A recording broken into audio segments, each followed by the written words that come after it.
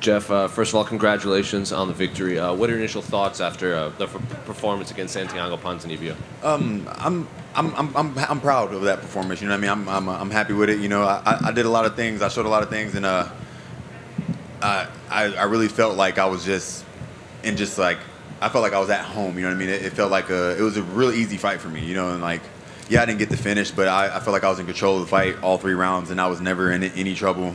I didn't take really any damage. He kicked my leg hard a couple times, and that's about it. When you say you were at home, what do you mean exactly? Like at home inside the octagon? Yeah, like it felt comfortable. You know what I mean? I didn't realize there was like thousands of fans. You know what I mean? All I thought that was there is me, him, and my coaches. Was outside of the leg kicks, did he hurt you at all? No. Or did he catch you by surprise with anything in there? Nothing by surprise. Everything that we studied on, he did, and it was just like watching film. You know, nothing surprised me. And moving forward, how many times you want to get back in there quickly in 2022? How many times are you going to look to fight next year? I'm looking to get back in February, but we'll see. I'm gonna talk to my coach about it. That's not for sure yet. But February in Houston is what I want. But me and my coach might want something else, so we'll see about that. Geoff here in the back, right over here. We were doing post-fight scrums while some of the fight was going on, but it seemed like the fight was stopped quite a few times during the bout. Can you just sort of explain a little bit what was happening? Because there seemed to be a lot of craziness going on that we couldn't hear the commentary for. Just there was a few eye pokes. You know what I mean? Like close eye pokes. You know, the ref stopped it when Ponzinibbio, he didn't poke me in my eye, but he got really close. And the ref tried to stop it, and I was like, no, I'm fine. I was just, because I let Ponz know, I was like, watch your fingers, because the ref didn't see it. But when the ref seen, he heard me say that, he said stop. And then I kicked him in the Ponz in the balls, and he stopped. But yeah.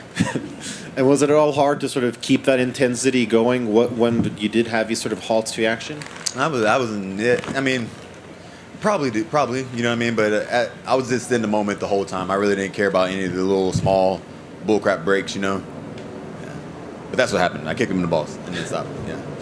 And as you mentioned with the press conference, you felt that striking-wise, power-wise, you know, you had the advantage in pretty much every area. Did that play out relative to your expectations in the fight itself? Yeah, it did. And like I just knew I had control of that fight the whole time. You know what I mean? The only way he was going to win is if I slipped up and he caught me with something I didn't see. But other than that, he wasn't faster than me. He wasn't stronger than me. He tried to get a takedown. I don't know if they counted that as a takedown. If they did, they probably shouldn't have, because I had to whizzer, and all I was do just waiting to whizzer out of it. But yeah, he had nothing for me that fight. And next week we've got Wonder Boy, former foe of yours, against Bilal Muhammad. How do you see that playing out? I don't know. We'll just have to see. You know what I mean? I fought them both, so you know what I mean? It's not my business to say anything. I'm just going to let that fight play out, and we'll see who wins. You don't have a favorite, per se? No favorite. All right. Fair enough. Thank you.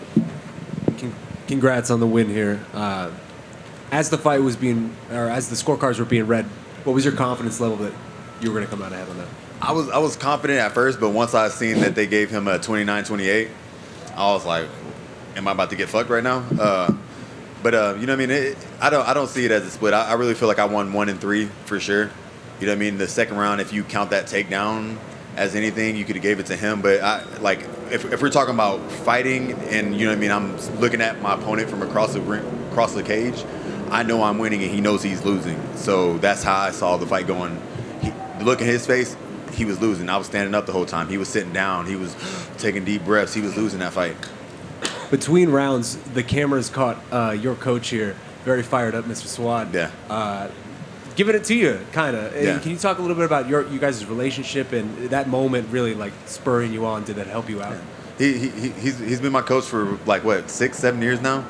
You know what I mean? And he just knows the right things to say to me. He knows how to get me fired up. You know, he knows when I'm just lollygagging. Like, you know what I mean? Essentially I was in the cage just playing around, and he knew I was playing around. Like, he's like, you might lose this fight because they might give the split. So, you know what I mean? He knew that was possible, that was going to happen. So he told me to turn it up in the third round, and I did it.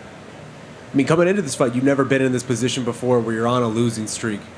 Was that difficult? And then in addition to everything else that kind of happened outside, it felt like coming into this fight there was just a lot on your shoulders. Did you feel that? Not today. I didn't think about none of that today. You know what I mean? I might have thought about that yesterday. I might have thought about that last week. I might have thought about all the other bullshit. But today, the only thing that was on my mind was winning the fight. Congratulations. Thank you. just to follow up on that, I think a lot of people going into a fight right here in Shane, Right, okay. that have a couple losses coming in, they might not be able to feel at home, feel at ease. What's happened in that time from that last loss to coming in now that mental wise that's made you be so confident and so at ease going into this fight this time? I really can't tell you. You know what I mean? It might be just like, you know what I mean? Like I finally got to fight in front of fans again. Like I love that. Like that's what fighting in the UFC is to me. It's not fighting in the apex. It's fighting in an arena with a whole bunch of fans around. You know what I mean? Like that nervous energy. Like for some reason, like the more nervous I am, the more comfortable I get when it's time to perform. I know sometimes we hear from fighters, they say, I just need to get hit a couple times before I can kind of wake up. For you, it's that going into the crowd. Do you get more nervous from a fight like this when you have fans as opposed to, say, like an Apex show when nobody's in there? The Apex, I get more nervous with the fans, but I like to be nervous. You know what I mean? I like that feeling is what gets me going. Like I don't want to go into the Apex fights. I was never nervous. It was just like I guess I'm gonna walk in the cage and fight somebody. Like it was just boring. And this fight was exciting. I was looking forward to it all. I could barely sleep the whole week because I was just excited to be here. And I came here. I got the job done. And I know to keep momentum going, you want to stay active. You got to get the reps. So looking forward next year, this year's done for the UFC stuff. But next year, I mean, how many fights are you looking at? I mean, are there goals that you're setting for yourself for next year? At least three. At least three. Like that's a number goal. Like 3 fights, and I'll be happy with that.